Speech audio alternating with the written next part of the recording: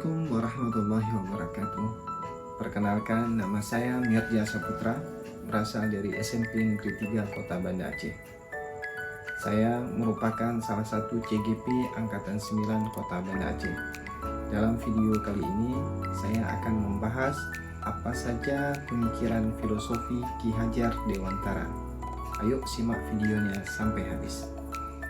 Halo semua, sebagai seorang guru, kita wajib tahu loh apa saja pemikiran filosofis Ki Hajar Dewantara supaya kita dapat menciptakan budaya pembelajaran yang positif, berkarakter, serta anak didik kita berkembang sesuai dengan kodratnya.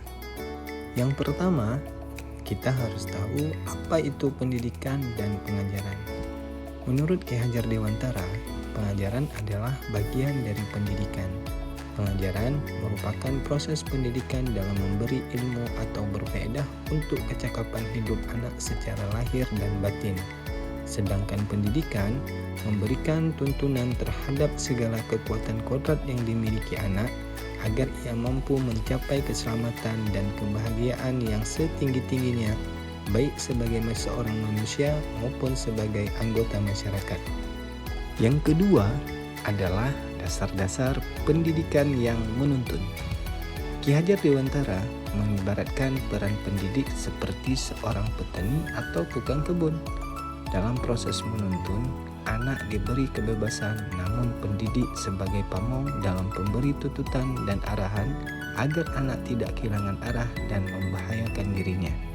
Seorang pamong dapat memberi tuntunan agar anak dapat menemukan kemerdekaannya dalam belajar. Anak juga secara sadar memahami bahwa kemerdekaan dirinya juga mempengaruhi kemerdekaan anak lain. Oleh sebab itu, tuntunan seorang guru mampu mengelola dirinya untuk hidup bersama dengan orang lain, menjadi manusia dan anggota masyarakat. Yang ketiga, kodrat alam dan kodrat zaman. Kodrat alam berkaitan dengan sifat dan bentuk lingkungan di mana anak itu berada. Sedangkan kodrat zaman berkaitan dengan isi dan irama. Bila melihat dari kodrat zaman, pendidikan saat ini menekankan pada kemampuan anak untuk memiliki keterampilan abad 21.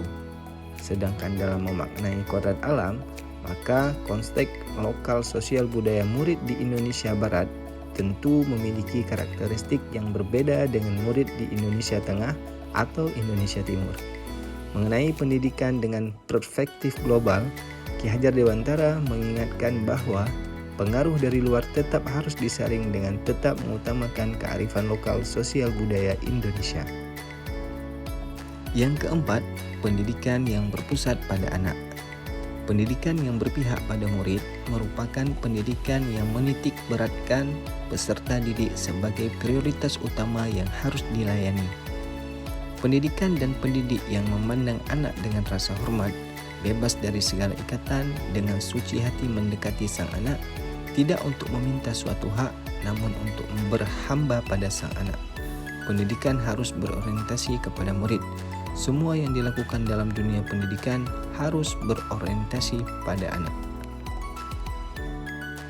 Yang kelima, semboyan Ki Hajar Dewantara. Kita sering mendengarkan semboyan ini, ing ngarso sung tulodo, ing madio mangun karso, tut uri handayani. Kira-kira artinya apa ya? Yang pertama, ing ngarso sung tulodo, artinya di depan kita harus memberi teladan. Sebagai seorang guru, kita harus memberikan teladan yang baik untuk anak didik kita. Yang kedua, ing madio mangun karso, artinya di tengah harus membangun ide dan gagasan. Dan yang ketiga, tut uri handayani, artinya di belakang kita harus bisa memberikan motivasi dan dukungan kepada murid-murid kita. Terima kasih sudah menonton. Sampai jumpa di video selanjutnya ya.